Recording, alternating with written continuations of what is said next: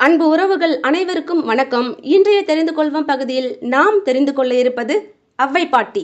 அவ்வை பாட்டி தலைவன் எப்படி இருக்கணும் அப்படின்ற ஒரு விஷயத்த அருமையா சொல்லியிருக்கிறாங்க. எனக்கு ரொம்பவும் பிடிச்ச ஒரு விஷயம். அந்த விஷயத்த உங்கள்கிட்ட ஷேர் பண்றேன்.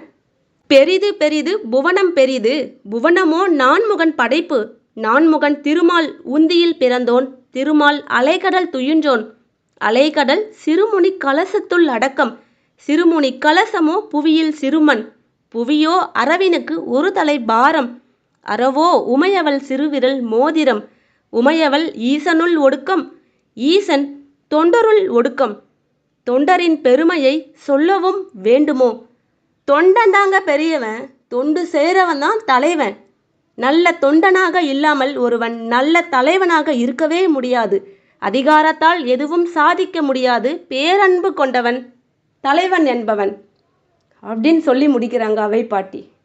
அவை பாட்டி சொன்ன இந்த விஷயம் எவ்வளோ பெரிய விஷயம். தொண்டு செய்கிறவன் தான் தலைவன், மக்களுக்கான தொண்டை செய்கிறவன் தான் நல்ல தலைவன் அப்படின்னு சொல்கிறாங்க. அதிகாரத்தால் எதையுமே சாதிக்க முடியாது, பேரன்பு கொண்டவன் தான் தலைவன் அப்படின்னு சொல்கிறான். ரொம்ப அருமையான ஒரு கருத்து.